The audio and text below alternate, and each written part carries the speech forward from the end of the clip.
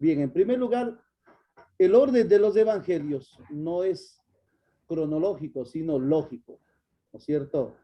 Y hay razones por las cuales desde el comienzo mismo los estudiosos, los que hicieron el canon bíblico, pusieron el Evangelio de Mateo al comienzo mismo de los 4 evangelios, precisamente por lo que vamos a explicar ahí en la charla, ¿no es cierto? Porque a Jesús se le remonta como hijo de Abraham, y la promesa de Abraham vincula a toda la humanidad. Todos somos hijos de Abraham, no solo los judíos, no solo los israelitas, como se atribuían ellos, solo ellos. Somos exclusivos. Y por eso existen estas leyes de pureza, de impureza, este nacionalismo absurdo. Inclusive el mismo anciano Simeón, acuérdense cuando toma al niño en los brazos. Unas palabras muy hermosas, ¿no es cierto? Pero dice al último, luz para alumbrar a las naciones. Hasta ahí todo bien. Al último dice, gloria de tu pueblo Israel. Siempre Israel, la bandera de Israel va a presidir y va a preceder por sobre todo. ¿Sí? Entonces, esa es la expresión del nacionalismo judío. Y porque las bienaventuranzas ya vienen a recoger todos estos aspectos que nos presenta el comienzo del Evangelio de Mateo en la parte de la genealogía, ¿sí? Luego ustedes ven que se presenta todo esto de cuando José recibe a María en su casa como esposa, luego la huida a Egipto, y viene la sección, bueno, la sección narrativa, la primera sección narrativa. Mateo tiene 5 discursos y 10 narraciones. Esto, y al comienzo, en el capítulo 4, vemos que Mateo elige 4 discípulos. 2 independientes, una pareja independiente y una pareja dependiente con padre, los zebedeos. Vamos a ver por qué. Y por qué la última parte que antecede a las bienaventuranzas, cuando dice que Jesús cura a las personas de toda enfermedad y dolencia. Y aparecen 3 tipos de enfermedades. La primera enfermedad son los endemoniados. La segunda, los lunáticos. Y la tercera, los paralíticos. Y cuando dice toda clase de dolencia, esa toda clase de dolencia se sintetiza en estos 3 tipos de enfermedades que paralizan definitivamente al ser humano, tanto a nivel social, a nivel emocional, a nivel familiar, a nivel espiritual. Eso es lo que vamos a reflexionar en esta introducción a las bienaventuranzas. Voy a presentarles entonces el PDF.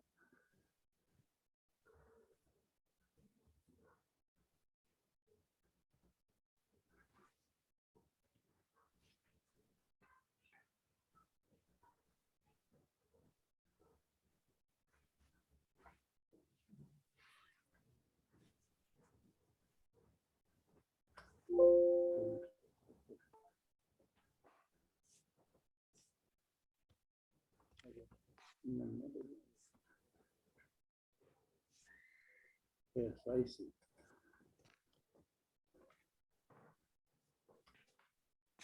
Introducción y contexto de las bienaventuranzas según San Mateo.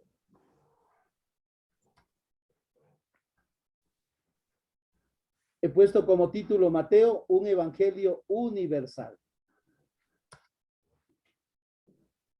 Aunque cada evangelio, cada evangelista tiene una visión, ¿no es cierto?, teológica distinta de Jesús, todos coinciden en lo fundamental, pero presentan a Jesús de una forma distinta. ¿En qué sentido coinciden? Jesús es el Hijo de Dios, ¿sí? Lo presentan, eso sí, de manera distinta. Por eso cuando comparamos, a pesar de que son sinópticos los evangelios, Mateo, Marcos y Lucas, no dejan de tener cada uno sus particularidades.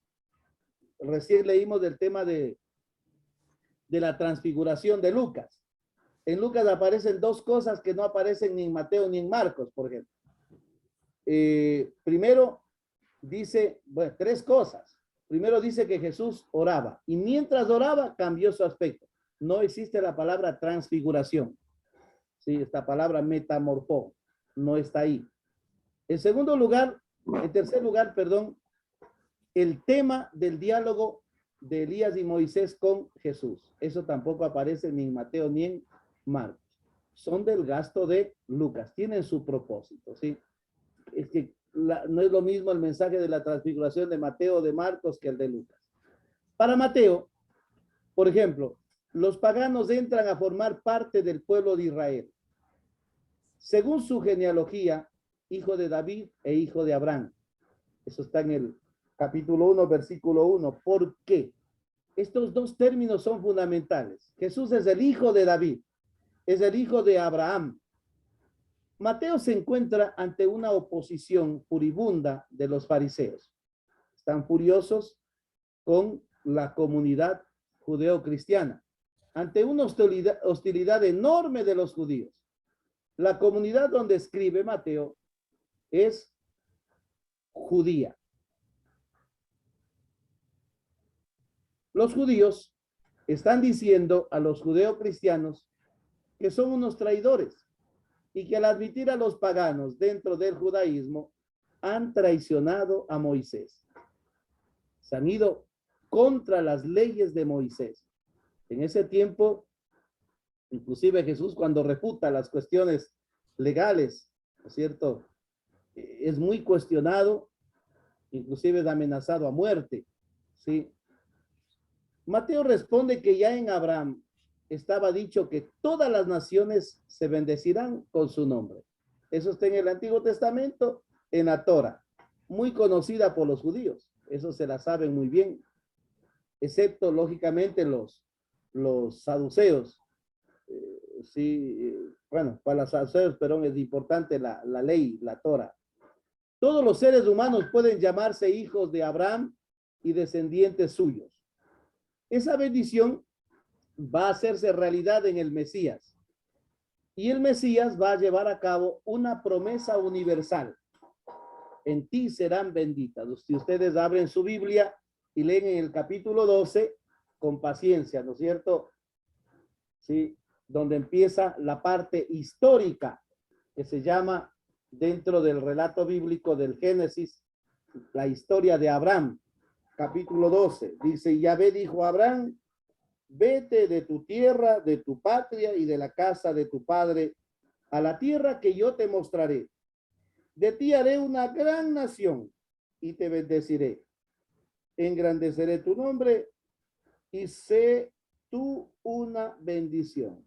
Si Dios bendice, yo también tengo que ser bendición. Bendeciré, bueno, por ti se bendecirán todos los linajes de la tierra. Capítulo 12, versículo 3.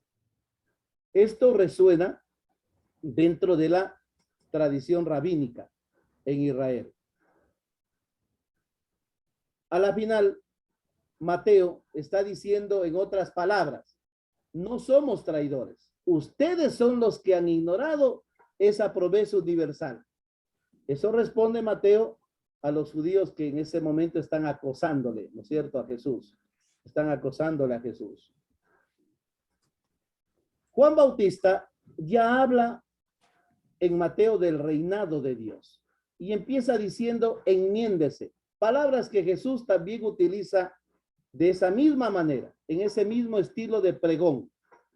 Y dice textualmente lo mismo. Enmiéndese. La palabra metanoieite, que nosotros lo traducimos por conversión. ¿Sí? El término, la traducción conversión, metanoia. Vamos a ver qué significa metanoia. El reinado de Dios se da como una realidad conocida.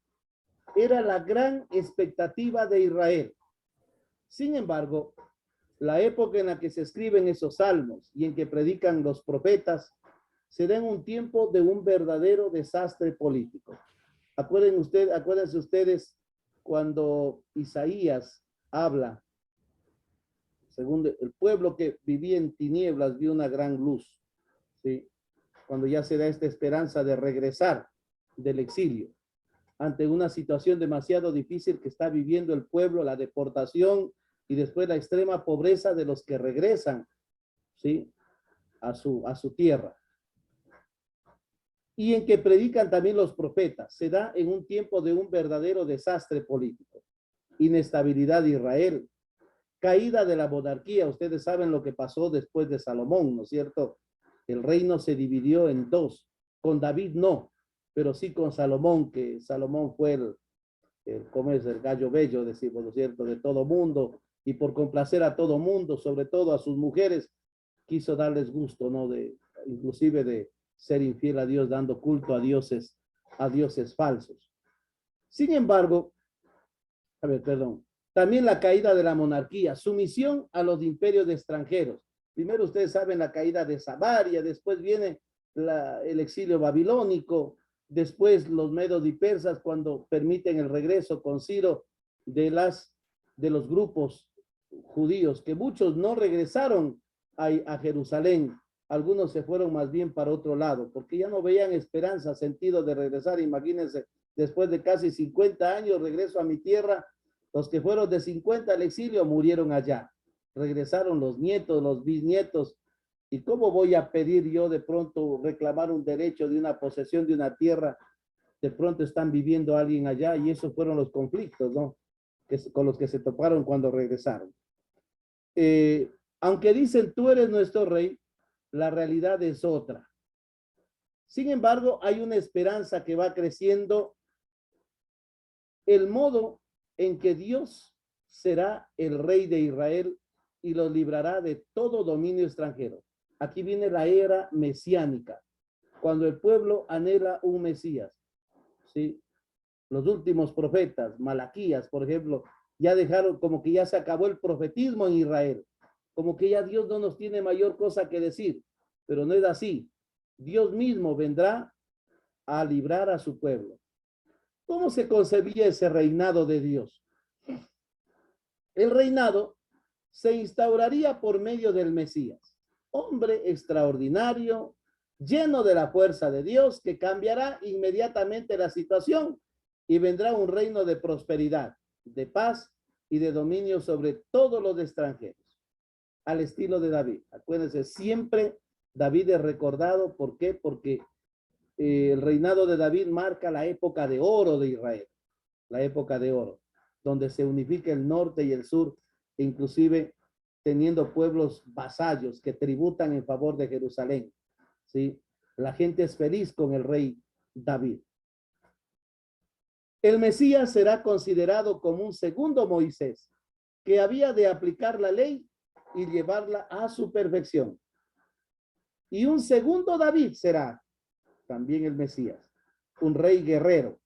Por eso ponen la esperanza en el hijo de David, un rey guerrero que libraría a Israel del dominio romano e impondría su yugo sobre todas las naciones. Ojalá podamos llegar a restaurar el reino de Israel, ¿no es cierto? Lo que fue la época tan anhelada, la época de oro de David, en la época de David. Maneras de esperarlo. Vamos a ver. Primero, los saduceos. Los saduceos constituían la clase dirigente, ostentaban el poder económico, estaba integrado por la aristocracia civil, las grandes familias eran los grandes terratenientes, ¿sí? Los grandes terratenientes. Y también la aristocracia religiosa y sacerdotal. Estos no tenían ningún interés por el reinado de Dios. ¿Por qué? Porque como eran personas tan acaudaladas, terratenientes, grandes comerciantes, tenían todo, poder económico, poder ideológico, político, todo. No les interesa ese reinado, porque para ellos todo cambio sería peligroso, porque ponía en peligro su situación de privilegio. Se las arreglaban muy bien, eso sí, con los romanos, ¿sí? Y los romanos, ustedes saben la política de la Pax Romana, ¿no es cierto? La política de la Pax Romana es nada más que tienen que portarse bien, no causar desmanes en el pueblo y pagar los tributos, ¿sí? no exigían ni siquiera rendir culto al emperador, al Dios de la tierra, al Hijo de Dios que era el emperador, no, para nada. Lo único que debían es cumplir con esas normas. Roma respetaba la religiosidad, allá ustedes con su Dios, ¿ve? Pues lo que único que tienen que tributar con el vasallaje, como pueblo conquistado, como pueblo dominado. Entonces, para los saduceos, por eso ustedes ven la discusión de fariseos con saduceos, inclusive en los Hechos de los Apóstoles. Pablo aprovecha esa discusión para poder librarse de una contienda terrible. Aquí los saduceos no tienen ningún interés por la vida eterna, por la vida, no, ya aquí disfrutamos de todo, esa maravilla que vivimos, que vamos a poder vivir mejor allá que acá. ¿Sí? Los fariseos, observantes devotos de la ley. Estos decían que el reinado de Dios vendría cuando el pueblo observaría perfectamente la ley. Eran espiritualistas, no comprometidos con la gente en mejorar la triste situación social de opresión y muchísima hambre. Los latifundistas habían acaparado la tierra, especialmente en Galilea, que es la región más rica, porque ustedes saben que está el lago de Galilea, desde el monte Hermón, ¿no es cierto? Vienen agua dulce, tierras cultivables.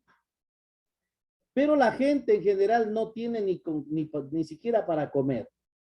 Se organizaban bandas para robar, ya que no podían conseguirlo de otra manera. ¿Sí? Inclusive habían sicarios, había mucha gente pobre. Encima de eso, también la insalubridad en la que vivían. Eso constituía, como decir, guetos de pobreza, de marginación y de clandestinidad también, porque según la casuística judía, nadie puede hacer nada por ellos. La misericordia para ellos no existe, porque yo no puedo contagiarme topando a un leproso, topando a un herido, topando a un pobre, porque me contagio de esa pobreza de él, porque el pobre es porque Dios así lo quiso. Y así como Dios lo quiso, bueno, Dios querrá algún día cambiar las cosas. Lo único que debemos nosotros es cumplir la ley y Dios arreglará todo. Tranquilo. Pórtense bien, cumplan la ley y bueno, si hay opresión, si hay injusticia, así Dios quiere. Dios algún día arreglará la situación. Por eso Jesús critica a los fariseos y les dice, atan pesadas cargas en los hombros de los pobres, pero ellos no hacen nada para levantar un dedo, ¿no es cierto?, para hacer lo mínimo. Si siendo autoridades, qué pena que no hacen nada para denunciar esta situación injusta en la que la sociedad está viviendo. ¿Y por qué Jesús critica a los fariseos y no tanto a los saduceos? Porque es que los fariseos son muy queridos por la gente, son bien queridos por la gente, y al ser bien considerados por la gente por ser observantes de la ley, su misma forma de ser es muy llamativa. Ellos llegan a la gente con sus enseñanzas. No olvidemos que los escribas, los maestros de la ley, son los que encargados de sostener prácticamente todo el aparato ideológico del sistema, que es la parte más sustancial del marketing religioso, político en cualquier sistema. Sistemas democráticos, sistemas dictatoriales, lo que sea. ¿Sí? La gente no tenía ni para comer. Por eso se dedicaban inclusive al robo, la prostitución. Todas estas situaciones sociales son consecuencia de. Ante esto, los fariseos decían, ya Dios lo arreglará todo. Sí, ya Dios lo arreglará. Vamos a ser buenos y a cumplir la ley. Dios se encargará de solucionarlo. Esta era la actitud de los fariseos, espiritualista, religiosa, pero sin ningún compromiso con la realidad en la que vivían. Y estos eran los guías de Israel. No olviden que Jesús les dice, guías ciegos. ¿Cómo puede un ciego guiar a otro ciego? A la final, si nosotros guiamos a una persona y esa guía nuestra no sirve para liberar y para enseñarle a caminar por sí solo, libre, nada más que es una mentalización, una alienación, una aculturización. Los celotas racionalistas, fanáticos. Aquí en Ecuador nosotros tenemos una cultura que se resistió, tuvimos una cultura que se resistió a la invasión española, y son los pueblos aguerridos, bravos. Los celotas también, ¿sí? Racionalistas, fanáticos. No podemos quedarnos cruzados de brazos ante una realidad injusta. Hay que hacer la guerra a los invasores, ¿sí? Hay que hacer la guerra. Ustedes escuchan, inclusive en el grupo de Jesús hay un celota, Simón, ¿sí? ¿Sí? Inclusive algunos estudiosos sostienen que los celotas también son del grupo de los fariseos. Respetan la institucionalidad de Jerusalén, del Sanedrín, todo, pero están en contra de no hacer nada. O sea, hay que hacer algo. ¿Y qué es lo que tenemos que hacer? Sí, bien está la institución, bien está cómo se ordena todo esto, todo el Sanedrín, pero tenemos que cambiar a los responsables. O sea, la sustitución del poder sería, ¿no es cierto? Cambiar a los responsables, porque ellos son los que están haciendo tanto daño desde ahí, no se han dedicado a ser fieles a lo que tienen que hacer. Una cosa fue que hicieron los celotas, por ejemplo, y esto vemos nosotros en la historia universal: quemar los archivos de las deudas que la gente tenía y que reposaba en Jerusalén. Como que quemaran los archivos de las deudas que se tienen en el banco, ahí desaparecen las deudas.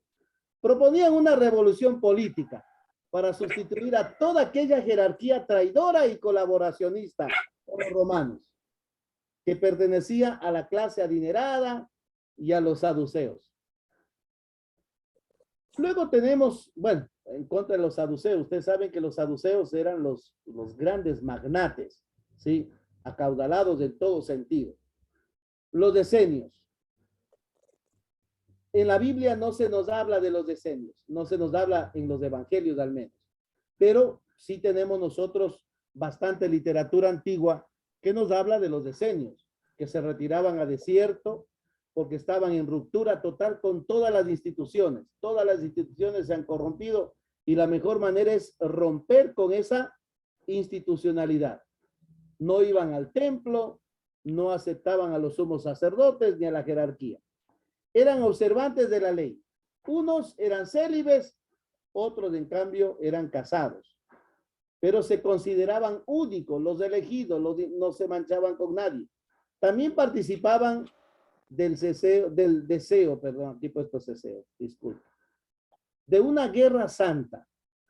Inclusive nosotros tenemos ciertos archivos de los decenios, de los escritos de los decenios, donde ellos hablan de la guerra santa. También los celotas hablan de guerra santa, pero ellos también dicen, tenemos que participar en una guerra, porque en la guerra es la única manera de acabar con la opresión, quitarlos de ahí donde están ellos aplastando, oprimiendo, para sustituir a los demás, para sustituirlos a ellos con otras personas que quieran hacer el bien.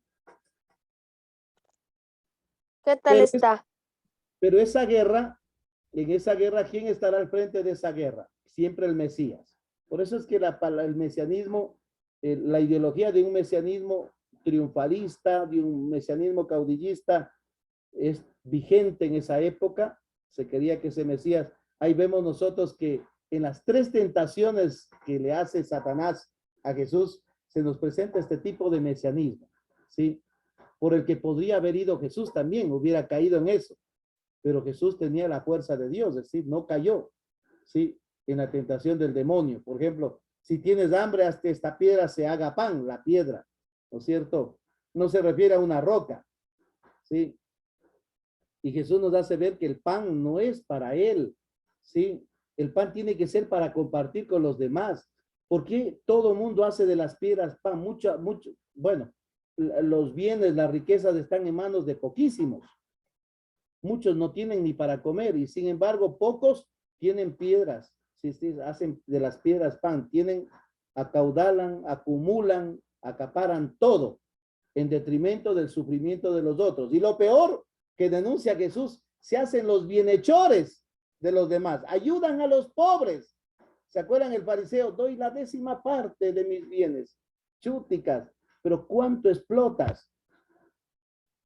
Y eso que das no es porque eres bueno, porque quieres compartir. Eso que das es para que dependan los demás de ti, para que los demás te escuchen a ti, ¿no es cierto? No lo haces para liberar, sino para retener, para esclavizar a las personas, que a veces así somos acostumbrados. Damos algo, pero para someterlo al otro bajo nuestra ideología, ¿no es cierto? Y esclavizarlo. Saduceos. Ya, a ver, yo estoy mal, a ver.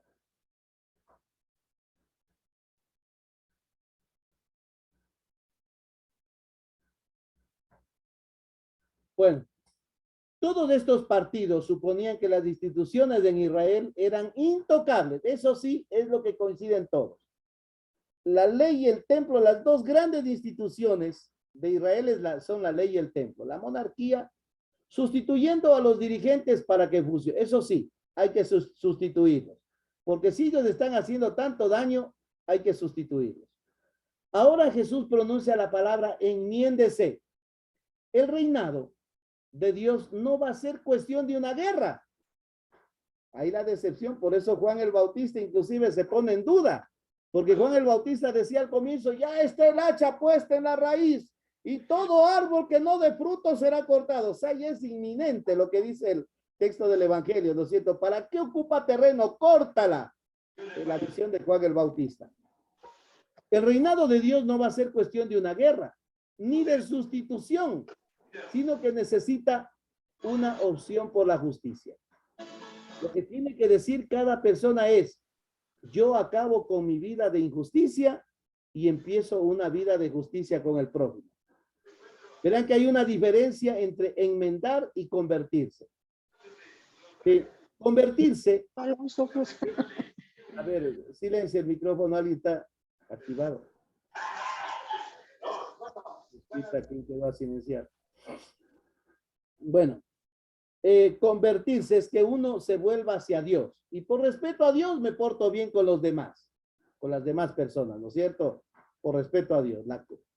En cambio, enmendarse no dice relación a Dios, sino que significa cambiar de actitud mental. Por eso la palabra metanoeite, ¿no es cierto? Metanoo. ¿Sí? Es decir, que yo tengo una actitud y asumo otra distinta. ¿Sí? No es por respeto a Dios, sino al ser humano. De manera que sin necesidad de recurrir a Dios, el mismo hecho de que todos somos personas ya me obliga a comprender que yo no puedo comportarme mal con el otro. Cuando Jesús dice, traten al otro como ustedes quieren ser tratados por los demás. ¿Sí? Esto significa enmendarse, pasar de un modo de vivir injusto a un modo de vivir justo, por el hecho de que todos somos seres humanos. No se trata de un cambio exterior entonces, sino interior. Este propósito de actuar con justicia, de no contribuir personalmente con la injusticia que existe en el mundo. Porque a veces nosotros decimos, no, pero yo no hago nada malo. Pero también cuando no actuamos, estamos también pecando. Cuando alguien dice, pero es que no he hecho nada malo. Y preguntémonos, pero qué bueno hacer, qué de bueno has hecho también. No se trata de no hacer nada malo, sino en qué nosotros hemos contribuido o contribuimos para que exista la justicia. ¿Sí? Entonces, decimos de no contribuir personalmente con la injusticia que existe en el mundo. Aquí queda inútil toda acción guerrera que estaba contenida en el reinado de Dios. ¿Qué es lo que nos traerá la guerra? Más pobreza, más miseria, destrucción, ¿no es cierto? Volver a empezar de nuevo todo, ¿sí? Y eso nos va postrando cada día más. Toda guerra trae postración, trae resentimientos, trae dolor, trae también marginación.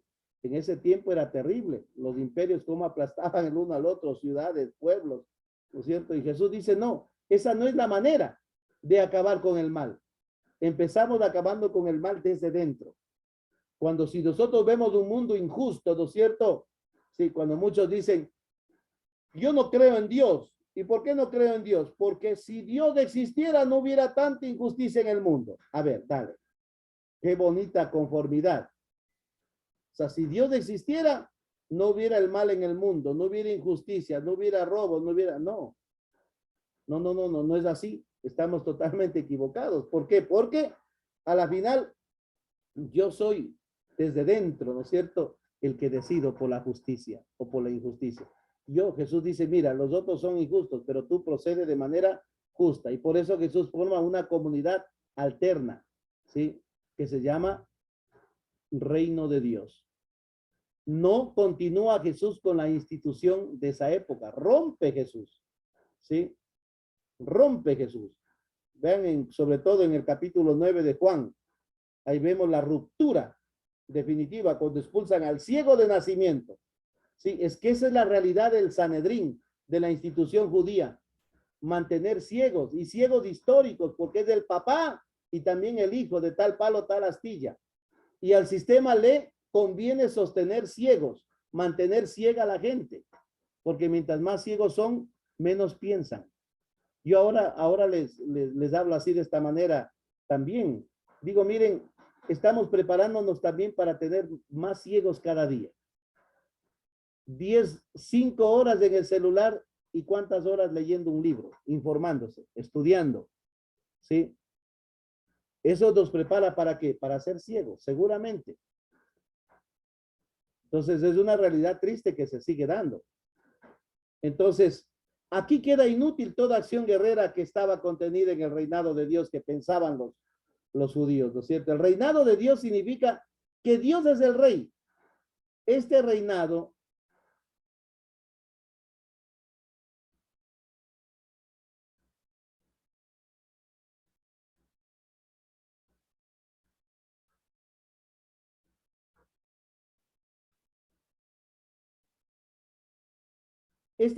será una alternativa. ¿Qué quiere decir alternativa? No continuismo, ¿sí? Vean un ejemplo bonito en la multiplicación de los panes. Maestro, despide a esta gente que se vayan a comprar algo de comer. Estamos en despoblado, que vayan a las aldeas. Ellos saben que no hay cerca aldeas ni nada, ni hay tiendas para comprar. Y sin embargo, despide, por ahí han de comprar. Y Jesús dice, no hace falta que se vayan. Denles ustedes de comer. La comunidad proveerá el pan para todos, ¿sí? Pero la comunidad, ¿no es cierto? Aquí hay un joven que tiene 5 panes y 2 peces, un neanías, ¿no es cierto? La palabra neanías significa joven maduro, con criterio, ¿no es cierto? Que ya es capaz, ha entendido, ha hecho el proceso, ha hecho el camino y es capaz de entender el mensaje, ¿no es cierto? Y se lanza, se arriesga a dar lo que tiene. 5 panes y 2 peces, a dar todo lo que tiene, ¿sí? Es más, a darse el mismo, simbolizado en esto. Luego viene el llamado. Jesús llama a 2 parejas de hermanos a ser pescadores de hombres, a participar de la misión, ¿sí? Como el padre Fidel Oñoro nos explica en del profeta Jeremías, capítulo 16, verso 16, ¿no es cierto?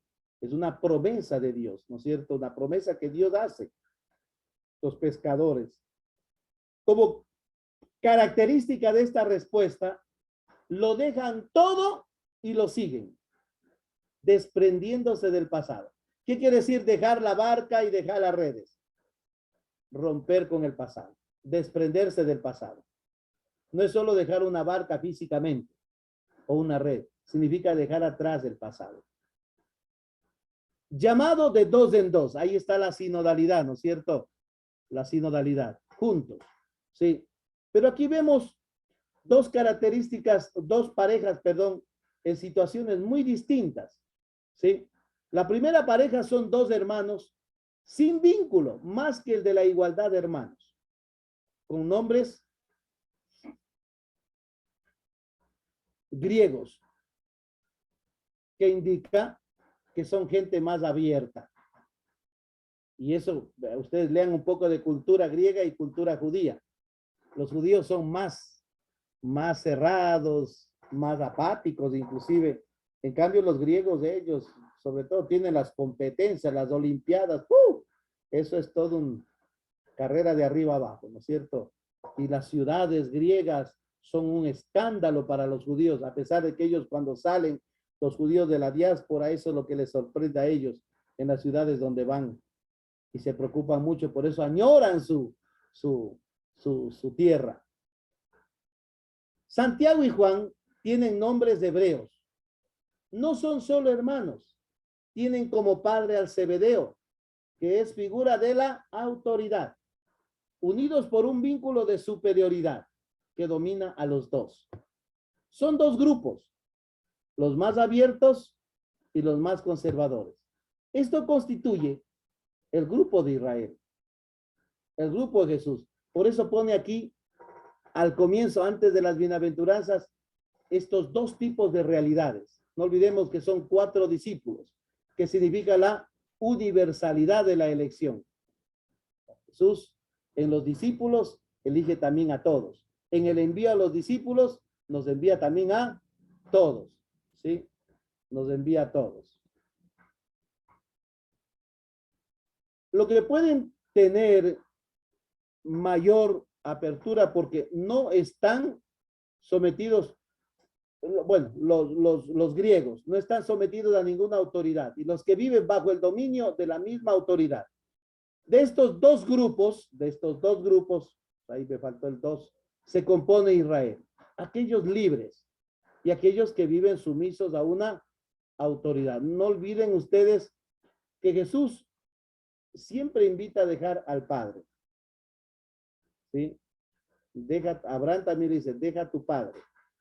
Porque el padre es símbolo de la autoridad, pero también del dominio ideológico. El padre garantiza el sostenimiento de la tradición, sea buena o sea mala. Entonces, para uno aferrarse a la novedad de Cristo, a la buena nueva de Jesús, tiene que romper. Tiene que romper definitivamente. La actividad de Jesús engloba y unifica enseñanza, proclamación de la buena nueva y curaciones. ¿Sí? Son 3 realidades de miseria que se enfatizan como antecedentes de las bienaventuranzas. Endemoniados, lunáticos y paralíticos. Esas 3 realidades. ¿Ustedes saben quiénes son los endemoniados? Los endemoniados son los poseídos por esa ideología falsa. ¿Sí? Bueno, en ese tiempo no vamos a hacer una lectura ni clínica ni sociológica de la palabra endemoniada, endemoniado, porque tendríamos mucho material, mucha tela por cortar. ¿Sí? En ese tiempo, una fiebre fuerte se pensaba que era fruto de un demonio. ¿Sí? El piretos. ¿Sí? Lunáticos. ¿Sí? Aquellos que de pronto son raros, están ahorita bien y cambian totalmente de manera brusca. Y eso se creía en el Antiguo Testamento que era fruto de la luna. Decían, le cogió la luna, en otras palabras. Y los paralíticos, tanta gente paralítica a los que no se les permitía valerse por sí mismos. Son aquellos oprimidos, aquellos que están al margen de todo, en las veredas, ¿sí? A quienes no se les permite caminar, porque nosotros les damos caminando, les damos haciendo. El Papa Francisco dice algo muy hermoso, en una de las homilías dice, nosotros, muchos candidatos políticos, ofrecen trabajar por el pueblo y para el pueblo. Lo que se olvidan es que hay que trabajar con el pueblo, al lado del pueblo, para que ellos vean, nos vean a nosotros, ¿no es cierto? Nos vean quiénes somos. Y si trabajamos con el pueblo, pues tendremos menos oportunidad de hacer cosas de no hacer. Realidades de opresión, injusticia, marginación, es decir, todas las enfermedades estructurales político que excluye y descarta a los más pobres, a los enfermos, a las viudas, a los huérfanos, es decir, a todo desamparado. En ese tiempo, por el tipo de ideología, ¿no es cierto?, se excluía así de fácil. Facilísimo era excluir. ¿Sí? Es pobre porque es pecador. Está enfermo porque es pecador. ¿Y cómo explotan a los demás? ¿Cómo quitan a los demás su dignidad? Ahí vemos nosotros la mujer con flujos de sangre, una niña de 12 años que muere, ¿no es cierto? Una mujer jorobada con una joroba ahí tremenda que no avanza, alza la cabeza, ¿sí? no se le permite que alce la cabeza al pobre, ¿no es cierto? Como que no tuviera dignidad. Pero Jesús reivindica su dignidad, ¿sí? ¿Cuánto tiempo ha pasado así? 18 años. Qué vergüenza, es una opresión vieja, ¿no es cierto? Es una realidad tan vieja que se mantiene.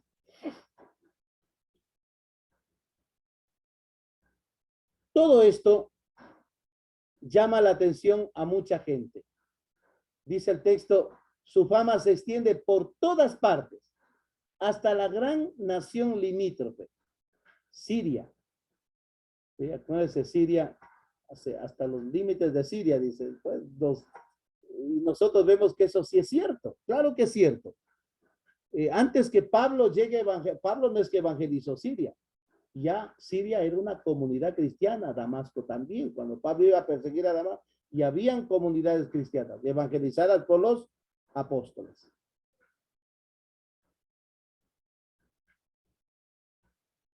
Con todo esto, vamos a comenzar con la primera bienaventuranza. Bien, yo quisiera de pronto conversar con ustedes. Si tienen alguna pregunta, si más o menos tenemos claro por qué Jesús destaca este discurso inaugural, este programa de vida. En Lucas destaca el capítulo 4, verso 16. De otra manera, en Mateo tenemos las bienaventuranzas, ¿cierto?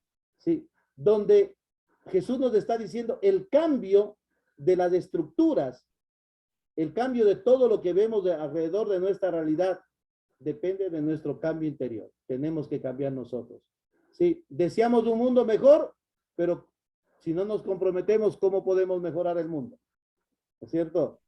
Sí, ¿cómo podemos mejorar el mundo? Entonces, empieza la bienaventuranza primera diciendo, dichosos los que eligen ser pobres, porque ellos tienen a Dios por rey. Es una traducción distinta, porque en castellano se presta para interpretaciones ambiguas, cuando decimos, dichosos los pobres de espíritu, porque de ellos es el reino de los cielos. Y nos quedamos con interpretaciones demasiado pietistas, piadosas, ¿no es cierto? No, dichosos los que eligen ser pobres, porque ellos tienen a Dios por rey. ¿Quiénes son los que eligen ser pobres?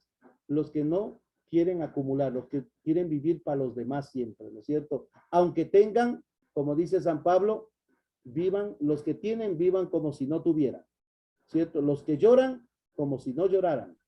Los que ríen, como si no rieran. Y ahí vemos nosotros a Jesús tomando partido como el Dios de Israel por los pobres. Filipenses 2, ¿no es cierto? ¿Qué dice? Tengan los mismos sentimientos de Cristo. Cristo, a pesar de su condición divina, ¿no es cierto? Al contrario, se anonadó, se rebajó. Hay tres términos griegos técnicos. Kenosis, sincatábasis, y la última es anaquefalaiosis. ¿Sí? Kenosis, sincatábasis y anaquefalaiosis. Dios lo reivindicó, le puso por encima de todo, ¿no es cierto? ¿Sí? Eso siempre se da en las escenas del Evangelio. Jesús, cuando lava los pies a sus discípulos, se despoja del manto, se despoja de su rango. Y no deja de ser lo que es porque lava los pies, después de nuevo se pone el manto. Si ven, ustedes me dicen Señor y Maestro, y vieron qué hice. Así también tienen que hacer ustedes. Nunca dejas de ser lo que eres porque haces el bien a los demás. ¿Alguna pregunta ahora sí? ¿O algún tomate, algún tomate podrido?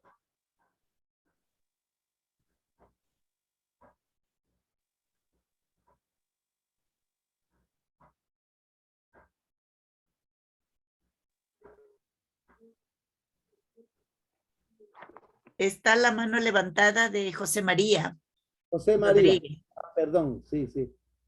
Gracias. Muy buenas noches con todos. Buenas noches, Oscar.